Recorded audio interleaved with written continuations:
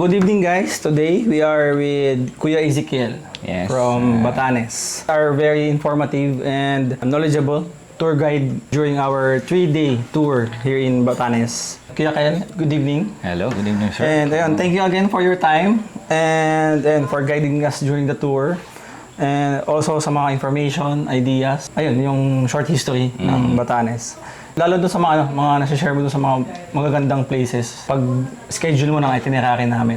Para at least walang mga Nasabi ko na talagang yung family namin nag-enjoy talaga eh. Ayun. Saka walang aberya eh. Parang hindi kami naghintay or schedule very nice.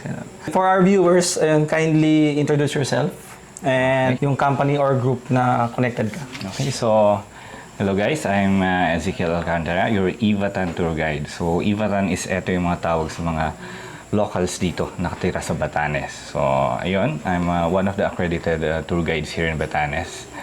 Okay, and I'm connected with Naidi Hills Tour Services. Ayun. How many years ka ng tour guide and ano yung mga favorite parts mo as a tour guide? Actually, before pa, year 2016 is nagtutour na ako pero not as accredited tour guide. So, dati, let's say, sa tricycle, kami na yung nagtutour, nag-drive, and kami na yung nag-guide. So, naging accredited tour guide lang tayo is, pa 2 years pa lang. Ayun. After pandemic kasi, naghigpit tayo, lahat kailangan with accredited tour guides. Okay. So, Required siya. required na siya. Kaya nagsi-training na lahat. Okay. Mas dumami yung interesado. Oo. Favorite parts mo? Favorite parts of being tour guides is, you meet a lot of people. Maraming klase na mga tao, gano'n. So, ayun, parang hindi ka rin naboboring sa mo. Kada na-meet mo, ibang tao, ibang ugali, ibang culture, gano'n. Ibang storya, gano'n. Sa akin, sinishare mo yung culture ng Batanes, no? Nice. Regarding Batanes naman, so short info lang, saka short history din.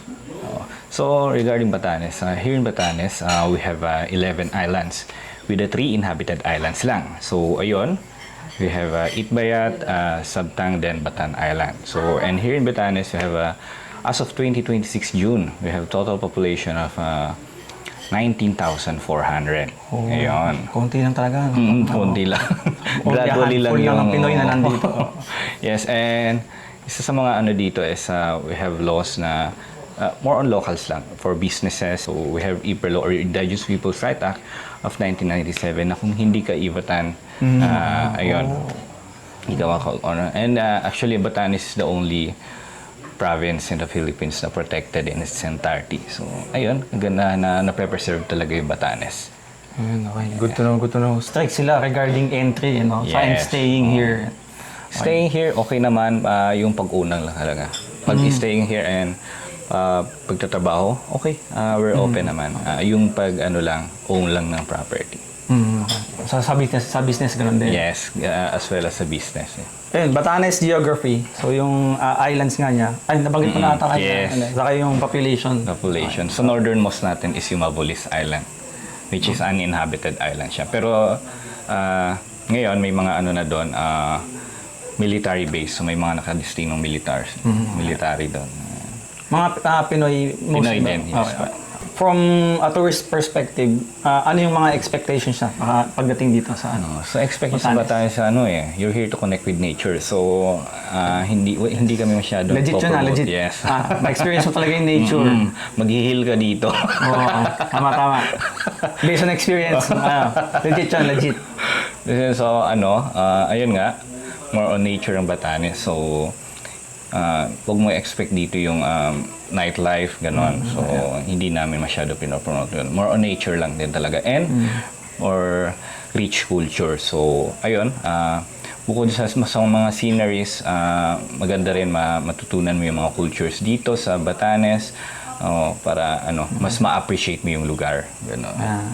Kasi nga nature, di ba, parang mas visible siya pag morning. Kaya usually day tour yung talagang witness and ma-experience mo yung mga weather, ganyan, sa mga places. Ayun, ano yung mga major tourist spots na dapat mapuntahan ng isang tourist dito sa Batanes? Siyempre, ang Batanes is more on, ang mga Ivatan is mostly Catholic. So, kasama talaga sa tours yung mga simbahan. If you're not Catholic, okay lang din naman na skip yung mga yon. Okay. And then, syempre, sa mga, ano natin, puntahan yung mga hills, mga like Marlborough Hills, Rolling Hills, yung mga highlights natin. And lighthouses, yung mga lighthouse natin. Beach, ang mga beach natin, ayun, for public naman halos lahat. And anytime pwedeng pumunta sa mga ganon. And ayun, honesty stores, marami naman. So, saka yung mga ducks natin, mga pier. magiging honest ka talaga din. Ayun, Kailangan na maging honest.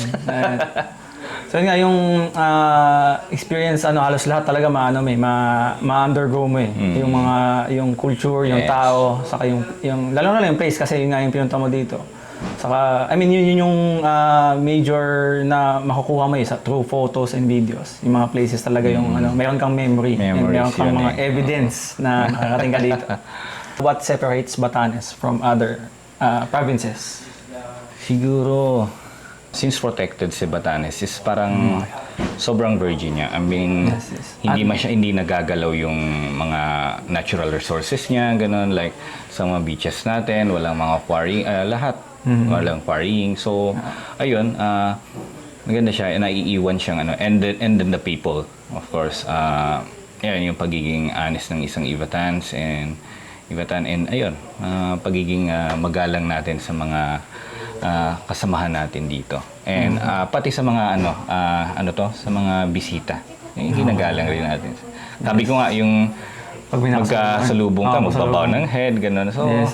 napansin niyo yung sa mga locals na... Actually, kayo na lang dito sa sa restaurant pagpasok namin, may bumati agad sa amin. Ayun. So, hindi naman siya uncommon, pero medyo konti yung number ng mga people na nagaganon eh. Lalo na kung stranger, ganon, tapos sa ibang place pa galing.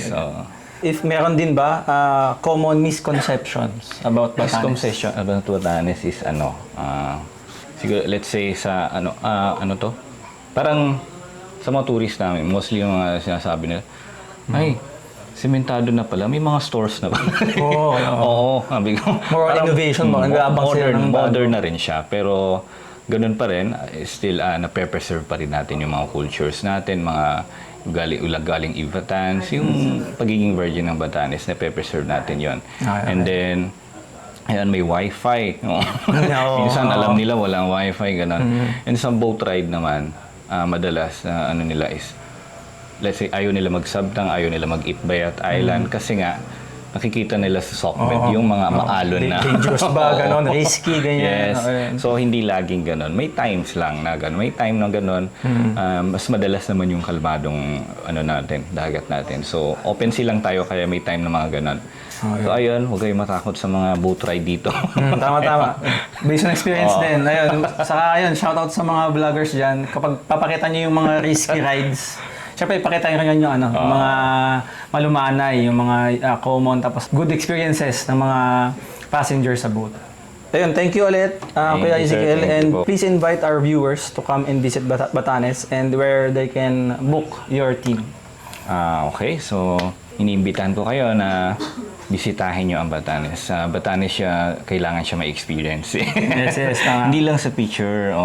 Bucket list. Ma-experience yun. And yes, you can book your tours with Naidi Hills, ganon. Naidi Hills Tours and Services. Ayan. So again, Kuya Kel, thank you very much. Nag-enjoy talaga yung family ko sa Thank you sa group 3-day tour. So yun, nabook namin sila actually 2 days na lang before nung flight namin. Pero since responsive yung social media coordinator nila, ayun, nasagot naman nila agad yung mga inquiries namin. And actually, misis ko yung nag-book and then sa pictures pa lang, and then yung reviews, yan, sa mga TikTok, ganyan. Ayun, makikita mo na good experiences yung mga nakuha sa kanila. Don't hesitate to visit Batanes, and kung meron kayong mga tanong, you can also visit their pages, FB. Yes. I will try to post it in the description below. So yun, thank you guys for watching, and we'll see you next time.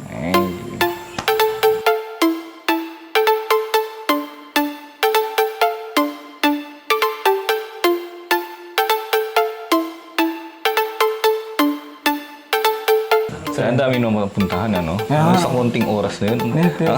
Imagine na puntahan Kung mo. nakalista nga sa parang mapupuntahan ba lahat yan? Parang posible ba yun sa isang araw? Or lalo kung nag-half day tayo, di ba?